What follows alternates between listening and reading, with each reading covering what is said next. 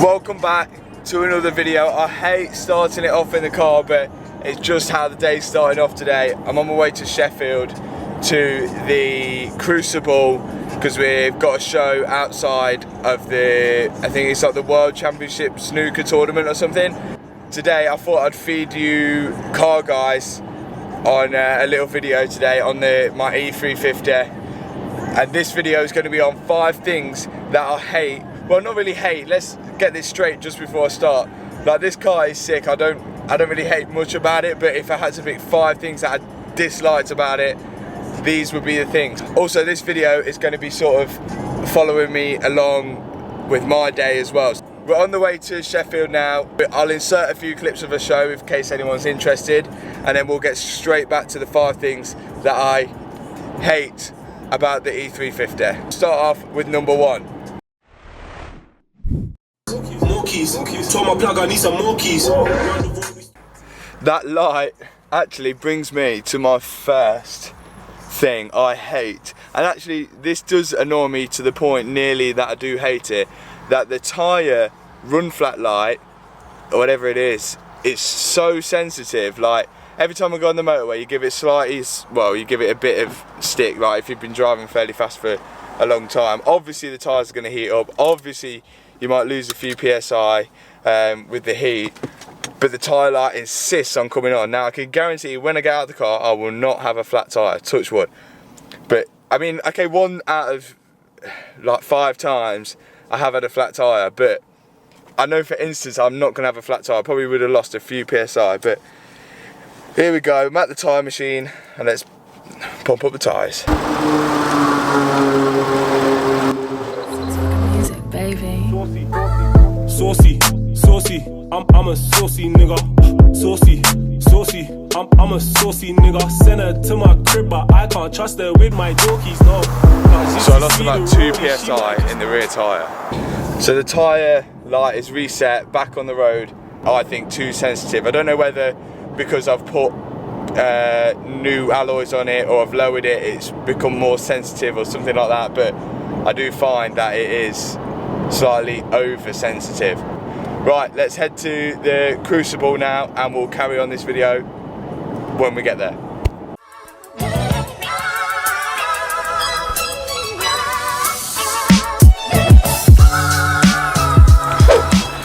So we've arrived in Sheffield now. 2 things before we head to the Crucible. If you haven't subscribed to this channel, make sure you've clicked that subscribe button. If you have already, respect. Now, if you haven't seen my E350 before, I'll just give you a quick walk around before we go and do the show.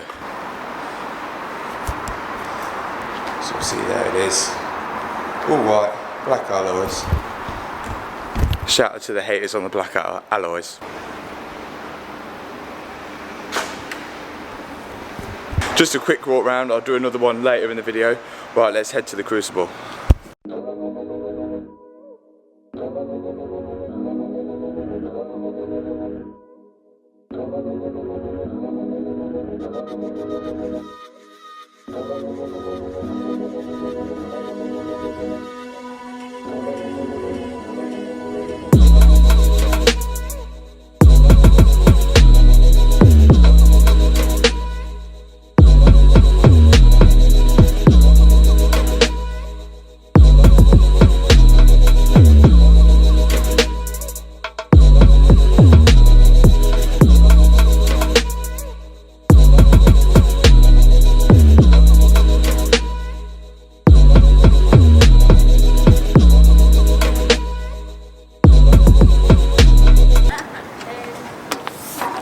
Just saying, this road bike has no relevance to this video at all, but It's cool.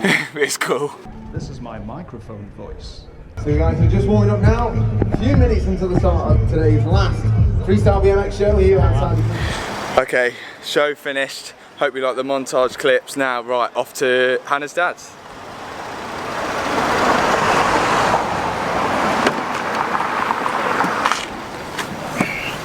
So I've only done, I think, 1 thing I dislike about this car, and I'll slowly work through it onto the second thing once I get driving. So whilst I am actually in the car, I might as well go on to my second thing. which is a bit of like nitpicking really, but oh, shut up. My second thing is, oh, speed bump, the AUX cable. As you can see, it follows down here and down into the glove box, so it doesn't actually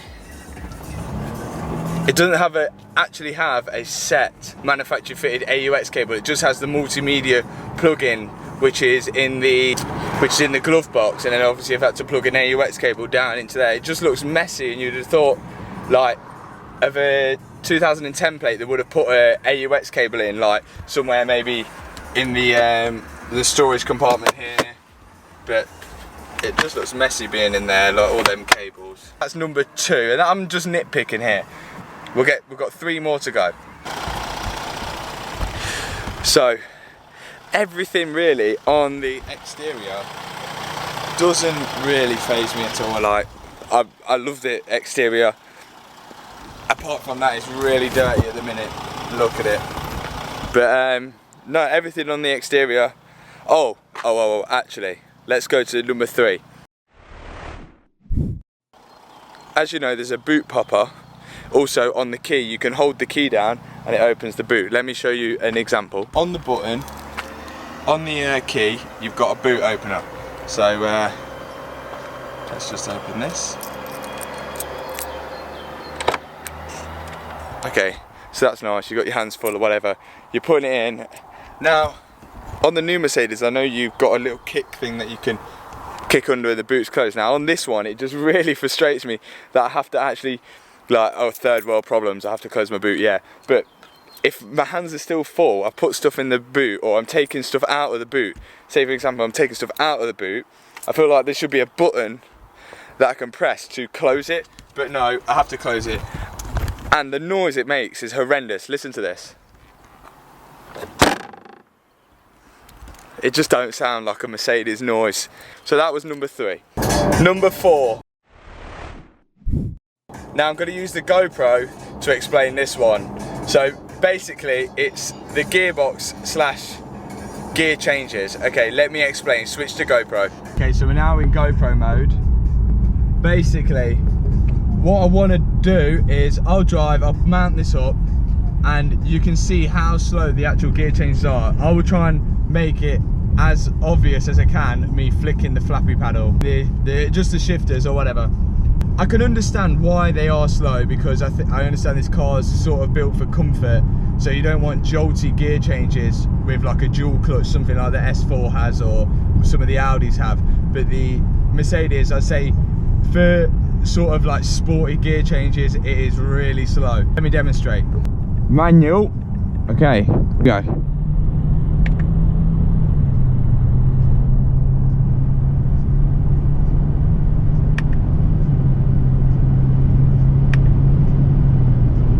Now, it ain't like slow, but it ain't fast. Hopefully you saw that one, but I'm having to put the GoPro in my mouth. So let's go again. Now, okay. It ain't massively slow, but it ain't as fast as some of the cars I've driven. Like, they're like almost instant, and like just makes it feel that little bit more sporty. Obviously it's an E-Class, it's meant to be sort of a bit of comfort added to it, not meant for like chavs dragging it around, but I'd like to see it a bit quicker than that. And finally, number 5. Obviously, all these are little nitpicking things. If you are actually looking at buying one and watching this video, go buy it, because it's a brilliant car. E350, 3 litre V6. It is a brilliant car, and look at it. So it brings me on to the parking sensors. Now there's parking sensors front and rear. They're placed obviously all here and at the front as well.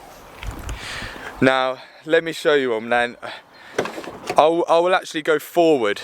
I would actually go forward into something just so you can see how they work, and you can see how close they get before they actually start beeping.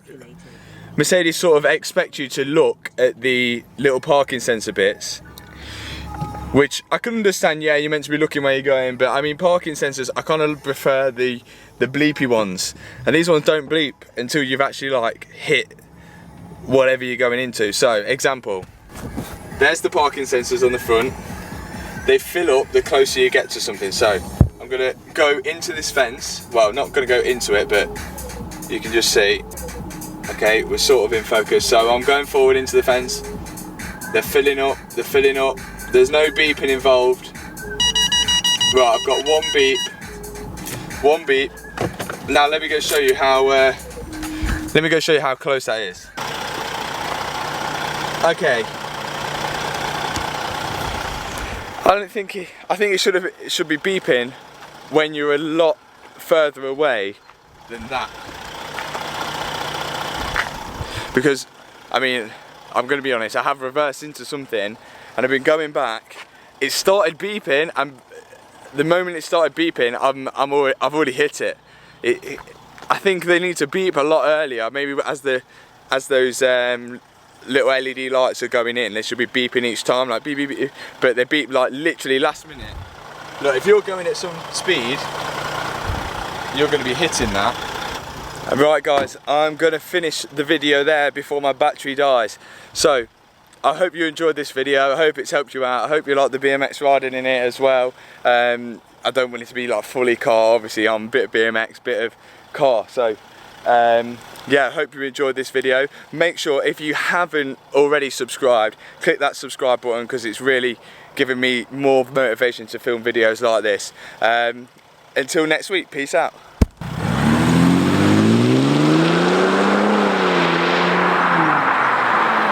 Any problems, any bottles, any models, but like to swallow, like gobble, gobble, talking gobble, gobble, keep extending clips, and they fill with hollows. 22 hoes on me, 22 clothes on